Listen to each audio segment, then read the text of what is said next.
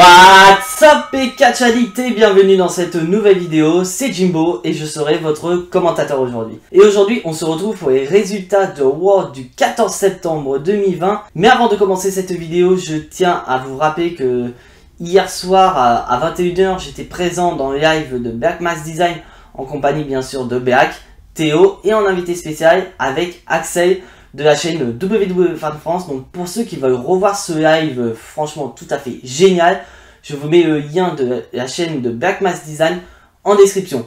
Mais sur ce, que le show commence. Et là on nous annonce que WoW a changé le slogan. Et là c'est in your face. What? In your face, c'est-à-dire dans ta face quoi. Ouais, bon, vous n'êtes pas allé bien loin quoi. Tout ça parce que Randy Orton et Drew McIntyre se mettent dans la face, franchement...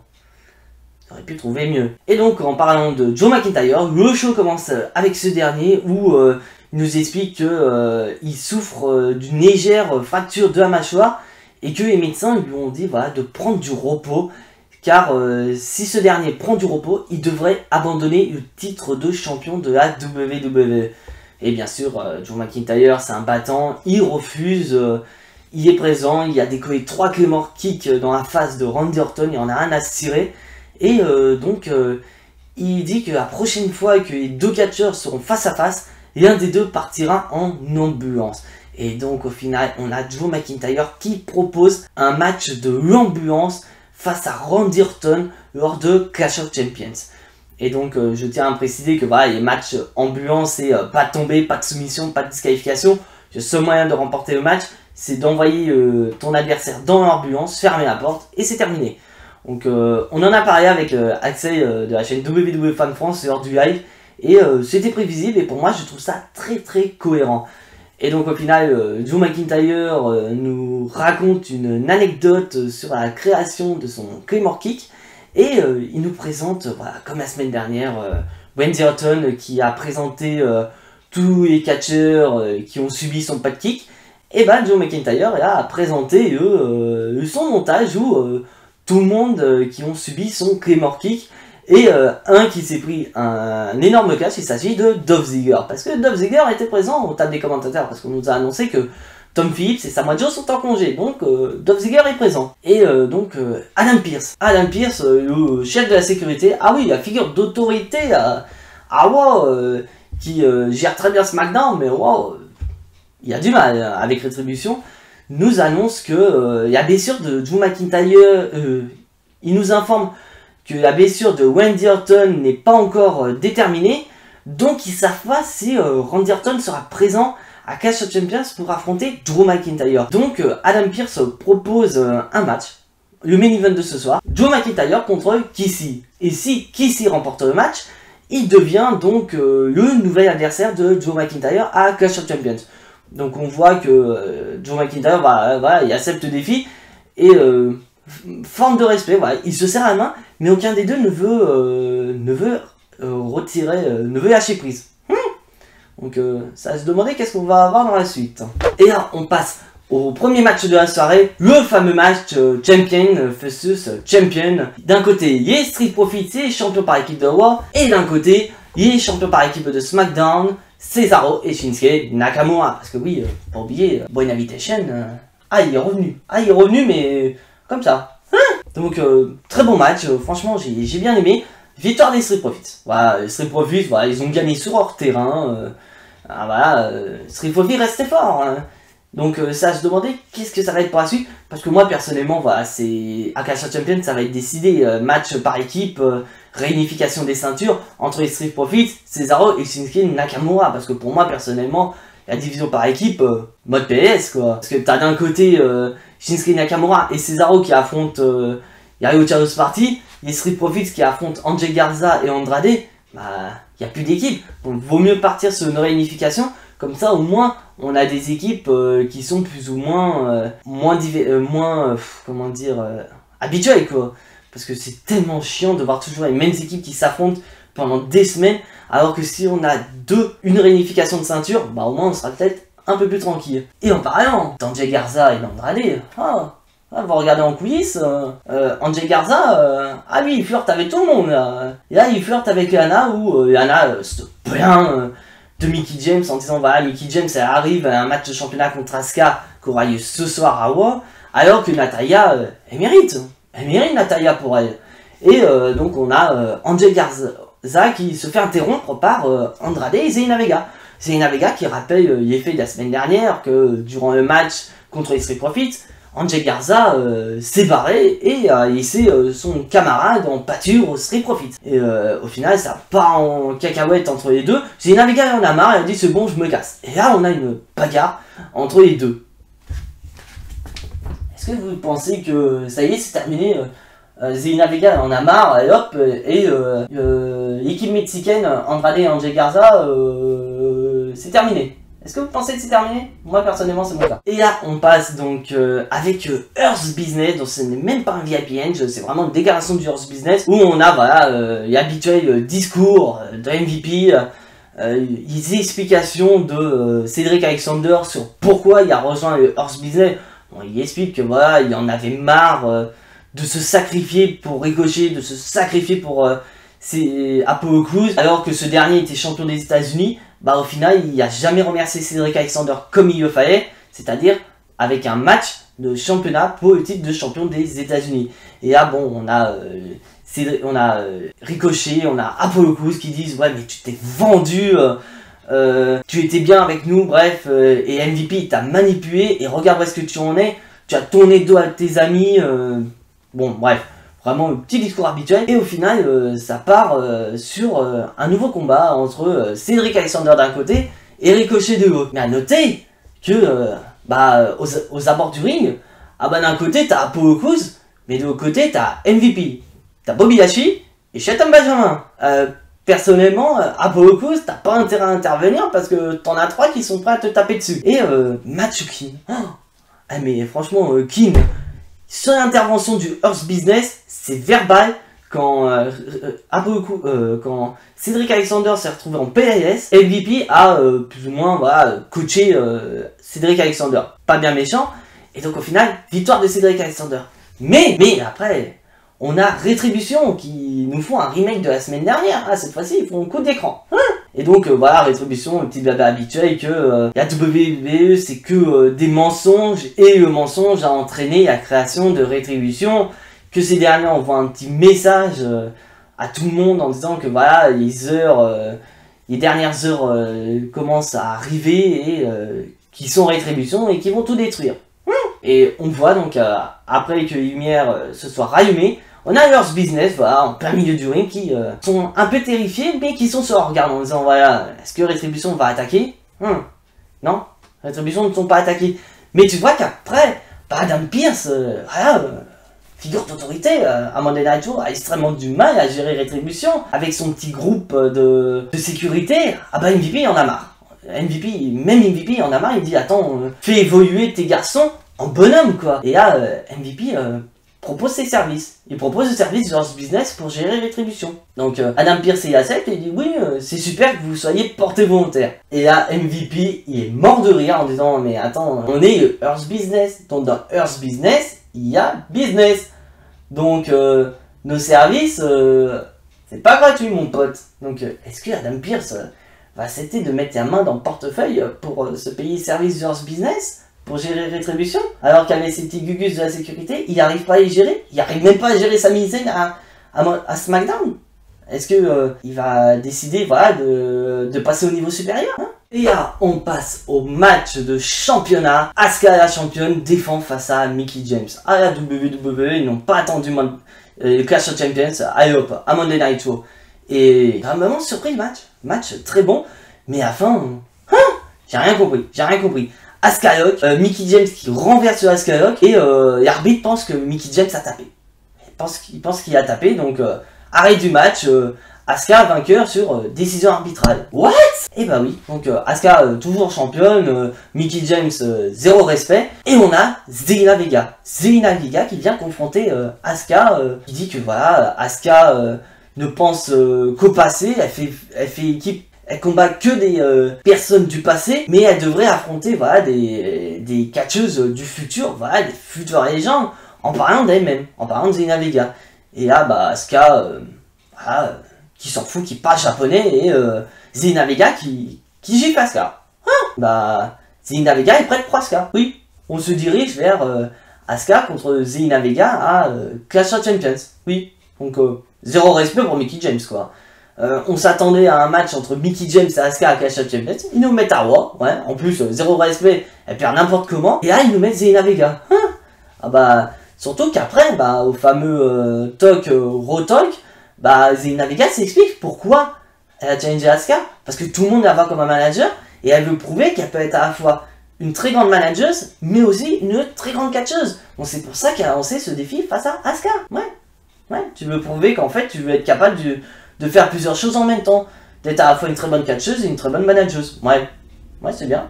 Bah, zéro respect pour Mickie James, quoi. Et là, tu passes un match qui ne sert à rien, ça c'est clair et net. Bobby Lashley accompagné de MVP face à Eric. Oui, parce que Eric il est tout seul, parce que Ivar est blessé, ça c'est clair et net. Mais MVP n'est pas là pour coacher Bobby Lashley, non. Parce que entre deux, Dolph Ziggler il est parti des tables de commentateurs, donc MVP est venu reprendre sa place pour le reste du show.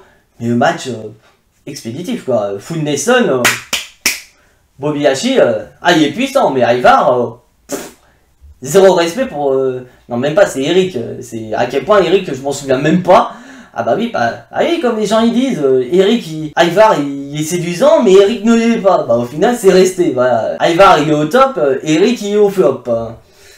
Zéro respect pour Eric, quoi. Je peux pas dire grand chose. Et donc là, je vais décider de passer directement à Raw Underground. Parce que voilà, Raw Underground, c'est en plusieurs fragments dans Raw. Et là, je vais décider de tout regrouper, comme ça on va être tranquille. Et là, donc, on a Shane McMahon, voilà, avec son gars de la sécurité. Et on a Braun Strowman. What? Braun Strowman, il est pas censé être à SmackDown? C'est quoi ça? Brain Invitation? Eh ben, on sait pas. Il y a rien qui a été dit. On sait pas si un Brain Invitation fonctionne à Raw Underground. Ou que Raw Underground est ouvert à tous. Que tu sois de Raw, SmackDown, NXT. Tu peux aller te trimballer à Raw Underground, il n'y a aucun problème. Mais à quel point que Strowman, il a tout démoli. On commence déjà par un match avec Dolph Ziggler qui gagne, mais Strowman il a tout défoncé. Ah bah alors là, il défonce Dolph Ziggler, il défonce Titus O'Neil, il a défoncé Riddick Morse, mais à quel point que Dolph Ziggler est intervenu pour faire un 2 contre 1, rien du tout, Strowman tellement fort, quoi. Et à quel point que le chouchou de Shane McMahon, c'est Dabakato, donc le monstre, quoi, de Raw Underground, vient pour confronter Strowman. Mais on était à deux doigts d'avoir ce match, mais Shane McMahon, non, semaine prochaine, non, je dévoile pas tout mon jeu, la semaine prochaine on aura ce match. Ouais, donc ça veut dire qu'en fait Strowman, il sera présent à Raw Underground, mais sans explication, quoi. On sait pas pourquoi Strowman est à Raw Underground. Est-ce que lui aussi il a été transféré à Raw? Parce que on nous annonce, voilà, une petite vidéo où Mandy Rose, ça y est transféré de SmackDown à Raw, et ça, on sait pas pourquoi, bah, bon, on sait, nous, mais niveau storytelling, rien, quoi. Juste dire, bah, Mandy Rose à Raw, mais grâce à The Miz, ou plutôt, à cause de The Miz. Ah, The Miz, il a du pouvoir, là. Ou, voilà, à SmackDown, il a pris son téléphone, oui, quelqu'un me doit une faveur, bam, j'ai envoyé Mandy Rose à Raw pour emmerder Otis, pour que Otis puisse se concentrer sur sa manette. Ouais, c'est bien. J'ai rien d'autre à dire. Et donc là, tu passes en coulisses avant le match en cage entre Seth Rollins et Murphy, et Dominic, pardon, parce que Murphy, le pauvre, oh là, la semaine dernière, il a pris tellement cher, il est en quête du pardon de son messie, et là, donc, en coulisses, Seth Rollins et Murphy sont en train de parler, et là, Seth Rollins est en train de dire, ah, j'ai besoin de toi pour quelque chose, est-ce que t'es prêt à le faire sans hésiter, t'es prêt à me le suivre? Ah bah Murphy, lui, il suit sans problème, ah, ça c'est nickel. Mais Rollins lui met une énorme tape dans la gueule et lui dit, tu restes ici, tu ne bouges pas, j'ai déjà Dominic à gérer, j'ai pas envie de gérer tes conneries. Et donc au final, bah Murphy en petit toutou, bah, il dit, oui, je reste, oui monsieur. Et donc on passe au stick and match qui est franchement génial. Franchement, il est génial, j'ai bien aimé. Mais Murphy n'a pas écouté. Il est venu. Parce qu'à un moment donné, voilà, Dominic veut sortir. Donc Rey Mysterio qui est là, qui a ouvert la porte. Et donc au final, Murphy écarte Rey Mysterio. Sauf qu'il n'a pas vu. Il n'a pas vu que Seth Rollins s'est occupé de Dominic. Donc par réflexe, qu'est-ce qu'il fait Murphy en pensant que c'est Dominic? Il balance la porte de la cage dans la tronche de Dominic. Sauf que c'était pas Dominic. c'était Rollins. T'as encore fait de la merde, Murphy. T'as encore failli, coûter match à ton Messi, quoi. À toi qui veux être pardonné, ah bah là, t'es loin d'être pardonné, là, tu vas être sacrifié, là, carrément. Et donc au final, bah, ça n'a pas empêché, voilà, Rollins a remporté le match, mais un excellent match. Et bah, juste après, bah, Rollins qui remercie Murphy, mais remercier, ah, il a défoncé ça, carrément. Donc que va devenir Seth Rollins? Parce que bah, AOP sont virés, Austin Theory est à NXT, et maintenant il se sépare de Murphy. Et bah putain, Rollins, t'as intérêt à revoir tes critères pour devenir ton disciple, parce que moi personnellement je veux pas y être. Si c'est une connerie, bam, je me fais défoncer, autant pas toquer à ta porte. Ah bah voilà, mais Dominique, oh là là là, ah mais là je surkiffe. Ah mais le mec, tu lui mets n'importe quelle stipulation, ça fait quelques semaines qu'il démarre, mais génial, franchement génial. Et je suis très impatient de voir la suite pour ce gamin. Franchement, mention honorable pour Dominique Mysterio. Là tu passes au match inachevé de Raw Underground la semaine dernière entre Aleister Black et Kevin Owens. Sauf que là, cette fois-ci, ils sont pas à Raw Underground, ils sont à Raw, oui. Et Aleister Black, toujours avec son œil caché, et il a abandonné son style de combat, bah, pantalon, mais bon match. Et à un moment donné, bah, Aleister Black qui domine, s'apprête à porter son Black Mask, et Yuya Kinyon, donc soupçon de rétribution, donc qui a distrait Aleister Black. Donc Aleister Black, bah, il se fait surprendre par un stunner de Kevin Owens pour la victoire. Donc Kevin Owens qui remporte le match. Et que va devenir cette rivalité entre Kevin Owens et Aleister Black? Parce que Aleister Black il est heel, donc il va peut-être pas en rester là. Ouais, t'as peut-être gagné une victoire, mais t'as pas fini la guerre, KO. Donc je suis curieux de voir la suite. Franchement, je suis curieux. Et là tu passes au match par équipe féminin, parce que oui, on nous a annoncé sur les réseaux sociaux, même pas, wow, zéro respect, que les championnes par équipe, Shayna Baszler et Nia Jax, affronteront le Riot Squad. Bon, nous c'était prévisible, ils n'allaient pas nous faire ce match à Monday Night Raw. Mais à noter que les championnes sont commentateurs. Ah là, elles sont là pour regarder leurs challengeuses, parce qu'elles prennent le match au sérieux. Mais le match, 2 minutes. 2 minutes entre Riot Squad et Anna et Natalya. Ah bah alors là, zéro respect pour Anna, zéro respect pour Natalya. Ah bah alors là, oh là là là. Et à quel point que le Riot Squad était en train d'envoyer des pics aux championnes en disant ouais, nous on est une véritable équipe, vous êtes une équipe voilà, fabriquée de toutes pièces. Mais ça a emmerdé les championnes, parce que après match, ah bah travail d'équipe, pas de mésentente entre Nia Jax et Shayna Baszler. On a Shayna Baszler qui s'occupe de Natalya, allez bim, dans le poteau, ah bah là, quelle indignité pour Natalya. Et là, Nia Jax qui s'occupe de Yana, bam, ça moindre pas à travers la table. Ah bah alors là, Yana is dead. Ah bah alors là, on te voit bien que les championnes envoient un message fort à leurs challengers en disant voilà, et ça c'est qu'un avant-goût que vous allez avoir à Clash of Champions. Ouais. Et là tu passes au main event de la soirée, Drew McIntyre contre Kissy, et que tu regardes quand même que au début du show ils se respectaient, mais petit à petit ils en sont venus aux mains, parce que voilà, ils utilisent une interview de Drew McIntyre de Kissy qui s'envoie des pics dans la tronche, bah, au bout d'un moment ça a éclaté, les deux se sont bagarrés, à quel point que Adam Pearce, chef de l'autorité de la WWE, qui les a séparés, voilà. Et au final, bah, on passe dans le match où, pour rappel, si Kissy bat Drew McIntyre, il prend la place de Randy Orton. Et ça a été confirmé. Et en plus, non seulement s'il bat Drew McIntyre, il prend la place de Orton, mais en plus, la stipulation du match de l'ambulance sera maintenue. Et oui, ça y est, c'est officiel, le match de l'ambulance a été accepté. Et donc au final, le match entre Kissy et Drew McIntyre va duel de monstres, on va de puissance. Aucun des deux n'arrive à prendre l'avantage. Et on a donc Rétribution. Rétribution qui arrive, ils étaient 5-6 sur l'écran géant. Et là, ils sont une bonne dizaine qui entoure le ring, qui attaque Drew McIntyre et Kissy. Au final, pas de vainqueur. On ne sait pas si Kissy sera à Clash of Champions, on ne sait pas si il prend la place de Orton ou s'il sera ajouté dans le match. Rien du tout. Et durant la bagarre, on a Earth Business. Earth Business qui sont là en mode bagarreur, quoi. Même pas de tenue de combat, c'est chemise et tout, allez hop, on est prêt à combattre Rétribution. Donc bagarre entre Earth Business et Rétribution.